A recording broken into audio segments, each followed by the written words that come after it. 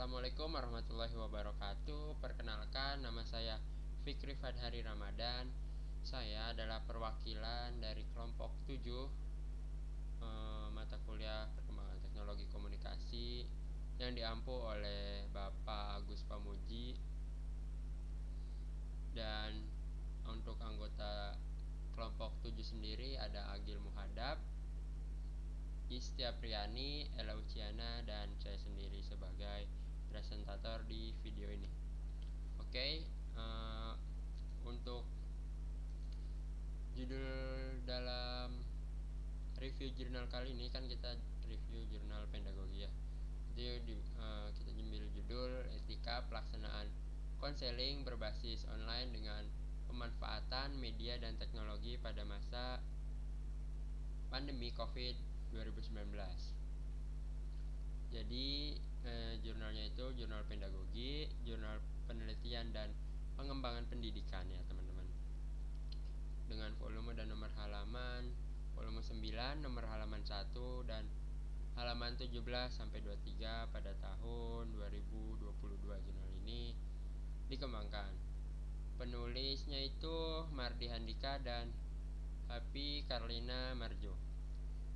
Oke, untuk metode penelitiannya itu sendiri, penelitian ini menggunakan metode kajian pustaka dengan mengumpulkan bahan bacaan dari berbagai artikel ilmiah, lalu membandingkan teori serta penelitian mengenai etika pelaksanaan konseling berbasis online dengan pemanfaatan media sosial dan teknologi. Studi literatur ini dilakukan dengan membaca berbagai sumber-sumber kepustakaan untuk memperoleh data yang diperlukan. Oke. Untuk hasil penelitiannya, nah pertama kita membahas teknologi informasi dalam BK ya. Teknologi informasi telah menjadi fasilitas untuk setiap kegiatan manusia di berbagai setting kehidupan termasuk dunia pendidikan, khususnya pelaksanaan layanan bimbingan dan konseling. Beberapa faktor yang mempengaruhi pentingnya teknologi informasi dalam bimbingan konseling yaitu pertama karena perkembangan era globalisasi yang meningkat sehingga menuntut seorang konselor dalam menggunakan teknologi informasi. Kedua, karena berkembangnya teknologi informasi mampu membantu konselor dalam melakukan layanan-layanan bimbingan konseling tidak hanya secara langsung tapi juga bisa juga dengan tidak langsung, misalnya konseling melalui telepon, konseling melalui video phone, terus internet, chatting, media sosial lainnya teman-teman, dengan tetap memperhatikan kode etik dalam bimbingan konseling tentunya. Terus yang ketiga itu kondisi saat ini kan habis pandemi yang memang menuntutkan pas pandemi itu adanya pelaksanaan kegiatan khususnya konseling secara online kan. Jadi itu teman-teman pemanfaatan teknologinya. Selain daripada itu, kondisi saat ini yang berada dalam masa pandemi COVID-19, media teknologi menjadi alat yang sangat penting bagi penyelenggaraan layanan bimbingan dan konseling karena tidak bisa dilaksanakan secara tatap muka, face to face gitu teman-teman. Jadi berdasarkan hal tersebut, penggunaan teknologi dalam bimbingan konseling itu sangat bermanfaat ya, mulai dari pengambilan data, pengolahan data, pelaksanaan proses bimbingan konseling, sampaikan ke pengadministrasian hasil pelaksanaan konseling. Artinya media teknologi informasi membantu guru, BK dan baik pra maupun pelaksanaan dan pasca pelaksanaan bimbingan konseling itu sendiri teman-teman. Oke, selanjutnya itu hasil penelitiannya itu dari fungsi media dalam BK ya. Nah, dalam konsepnya dengan fungsi media bimbingan konseling, menurut Nur Salim ini dapat ditekankan beberapa hal. Yang pertama itu penggunaan bukan merupakan fungsi tambahan, tetapi memiliki fungsi tersendiri sebagai sarana bantu mewujudkan situasi bimbingan dan konseling yang lebih efektif, gitu teman-teman.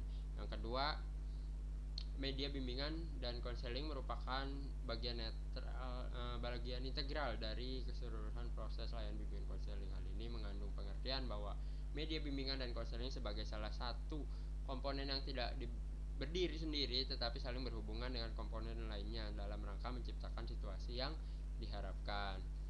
Terus media bimbingan konseling dalam penggunaannya harus relevan dengan tujuan kompetensi yang ingin dicapai dan isi layanan bimbingan konseling itu sendiri. Fungsi ini mengandung makna bahwa pemilihan dan penggunaan media dalam bimbingan dan konseling ini harus selalu melihat pada kompetensi, arah atau tujuan dan bahkan materi bimbingan dan konseling. Oke, selanjutnya media dan konseling bukan berfungsi sebagai alat hiburan. Dengan demikian, tidak diperkenakan menggunakan sekedar untuk permainan atau memancing perhatian dari si klien. Oke, selanjutnya media BK juga bisa berfungsi untuk memperlancar proses bimbingan dan konseling.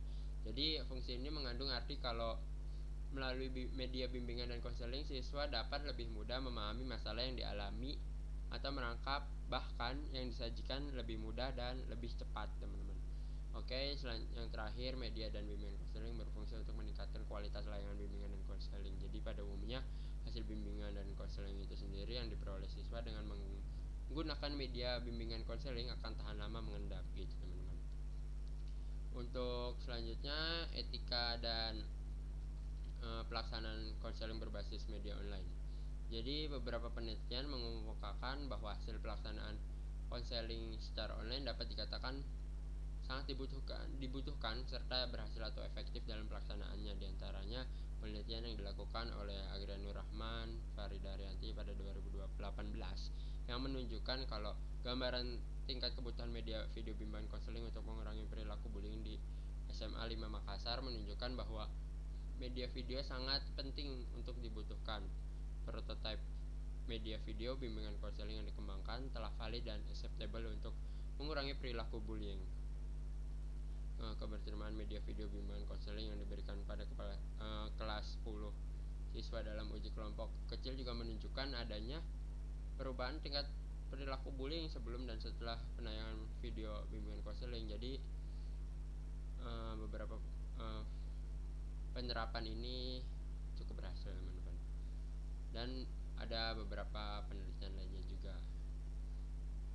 Selanjutnya, keuntungan dan kerugian pemanfaatan teknologi dalam BK. Penelitian yang dilakukan oleh Julia Stoll ini mengungkapkan bahwa ada 24 argumen etis yang mendukung adanya psikoterapi secara online dan 32 tentang adanya psikoterapi online. Jadi argumen yang mendukung tersebut diantaranya peningkatan akses psikoterapi, ketersediaan dan fleksibilitas layanan, manfaat peningkatan terapi komunikasi, keuntungan yang terkait dengan karakteristik klien tertentu, misalnya kayak jarak lokasi gitu ya. Terus ada kenyamanan, kepuasan, penerimaan dan peningkatan perminatan.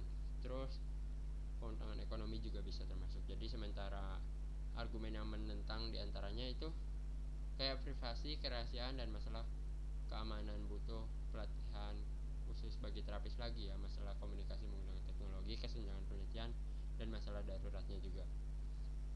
Oke, selanjutnya masalah teknologi dan informasi bagi guru BK. Jadi menurut Zamroni, keuntungan guru BK atau konselor dari penyelenggaraan bimbingan dan konseling berbantuan TI atau teknologi informasi yaitu satu, menjadikan konselor sebagai pribadi yang terlatih, efektif, efisien dalam penggunaan TIK-nya. Jadi dalam penggunaan teknologi informasinya gitu, teman-teman. Yang kedua, ada menjadikan konselor peduli terhadap pendidikan dan TIK juga.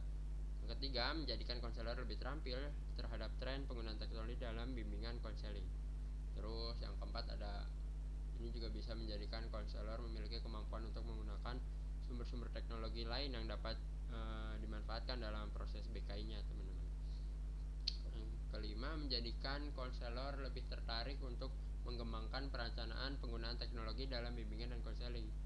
Terus bisa juga meningkatkan kemampuan evaluasi atau asesmen terhadap efektivitas penggunaan media komputer dalam penyelenggaraan bimbingan dan konseling. Oke, jadi itu teman-teman ya untuk kesimpulannya sendiri. Jadi pelaksanaan bimbingan konseling menggunakan pemanfaatan media dan teknologi memberikan keuntungan sebenarnya, tapi ada juga kekurangannya. Keuntungannya itu berkaitan dengan kemudahan yang diperoleh oleh guru BK konselor dalam pelaksanaannya maupun pasca pelaksanaan kegiatan BK yang berkaitan dengan administrasi ataupun layanan bimbingan dan konseling. Sedangkan Sedangkan kerugiannya yaitu mengenai kepercayaan masyarakat mengenai kompetensi pelayanan konseling yang secara online dan keterbatasan dalam media dalam pelaksanaannya ya. Sehingga penerapan etikanya pelaksanaan konseling online yang maksimal sangat diperlukan karena agar dapat mengantisipasi kerugian yang ditimbulkan. Oke, sekian dari saya, perwakilan dari kelompok 7, saya Fikri Fadari Ramadan pamit undur diri. Assalamualaikum warahmatullahi wabarakatuh.